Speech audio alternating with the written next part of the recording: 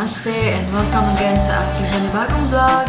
Happy Friday po sa ating lahat. I hope lahat kayo ay okay lang dyan, guys. Again, another vlog, another blessings, another new life. Thank you so much, Lord, sa pag-blessings mo sa amin ngayong araw na ito. So, breakfast muna tayo, guys.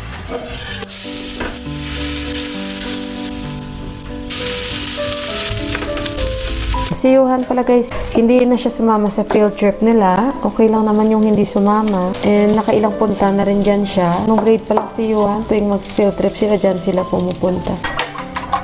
Alam nyo ba, dumami na yung ganito namin? Dahil sa tuwing bibili kami ng kanin or bigas, may free sila na ganyan. So, naka-anim na kami ng ganito. Sabi ko nga kay Deepak, bakit puro bowl yung nakukuha natin? Sana next time plato naman. Tawa si Deepak sa akin. Sabi ko, di kaya sana may mga ginto din silang ilalagay. Dahil nga, yung binibili namin, di ba? Totoo na yung ating fried rice. Dito ko yan ilalagay sa bowl. Ayan. Lagay natin.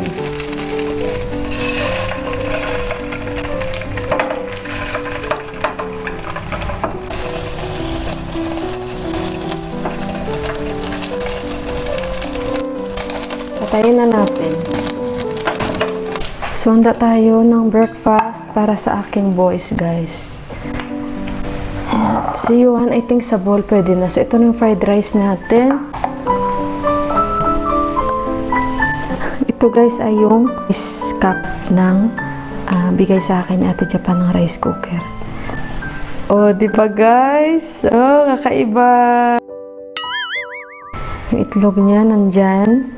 Gusto niya yung ganyang breakfast. Diba? Lagyan natin ng nuri. May binigay sa atin si Ate Japan. Masarap ito, guys. Diba? Ang sarap. So, dito ko na lang, guys, bibigyan si Johan ng kanyang rice. Hatiin ko lang ito. Hatiin natin. Lagay natin yung itlog. Tapos, yung nuri. Okay na yan. So, guys, ayan na yung breakfast ni Johan. Ayan na yung breakfast ni Deepak. Guys, nakikita ko itong ibon na nakatira sa amin dito. Gusto niya lumabas dito sa bintana, but parang injured siya ba? Oh, tingnan niyo siya, guys, oh. Tinatawag ko si Deepak. Oh my God, hindi ko siya maabot. Oh, hoy. Oh, hoy. This bird is the one who is staying with us. Oh, ula. Parang injured siya. Injured or no? No. Kasi, bumaba ako.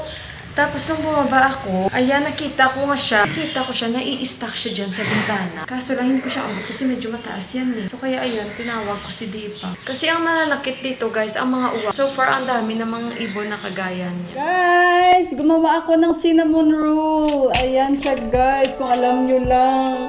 So, si Johan, are you excited, anak? No, Sino mo na to, ano, guys? So, guys. sabi niya, mama, kuhanan mo yung reaction ko, guys, first time kong gumawa nito. So, first time natin, no? Baka hindi naman perfect. Si Johan, excited na siya, hindi na siya makantay, guys. So, hurry up daw. Oh my. Gumawa ako nito, guys, yung cream. Ilan na? Yung cream na to. Mana? Tikman natin. Ito siya, guys. Can slice it if you like. Tignan natin.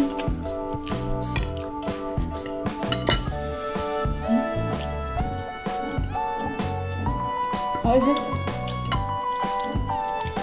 Honest? Why burn inside? That is not burn. That is sugar and cinnamon.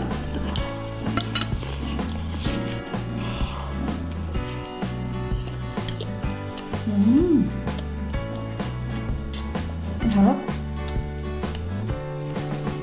Guys, itong cream niya sa taas, fondant and lemon.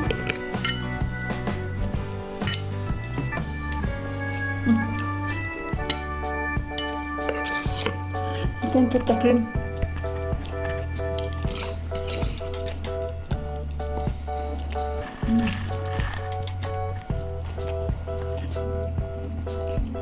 Sarap. Come here. You're facing the camera. Come this side. What happened? water. Medyo matapang yung lemon, pero okay siya guys kasi andun yung tamis, hindi mo talaga malalasahan na ayaw mo na hindi.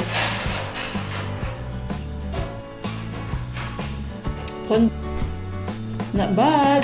Okay, that is not bad. Not that sweet. That is good. We'll give to Papa after this. Nagawa pa ako ng lumpia, guys. Nasalang ko na. Babalutin ko na lang. Bigyan ko si Dipak. You like it? Hindi siya ano guys, hindi siya ganun katamis, tama lang. I like but not so sweet. Kita nyo? I like but not so sweet. Sweet, too much is not good, anak. We'll give it to Papa. All. No. Guys, ako ay magbabalot pa ng, hindi nyo makita, ng aming lumpia. Dahil mamaya manunood kami ng football, ito na yung aming maging dinner. Ayan. So, i-close ko na ito guys. Si Yuan, nakadalawa siya. Ako, 1.5. Si Dipak din ganyan na. So, ibabalutin natin. Ito yung, takpan ko lang ito ng plastic. Pero not bad guys ha, as first timer again. At least may tinapay tayo. Bakit hindi ito? Ayan. Kasi sinusundan niya ako eh. Ayoko eh. Speaking pala of ama, nakita kami dun sa labas.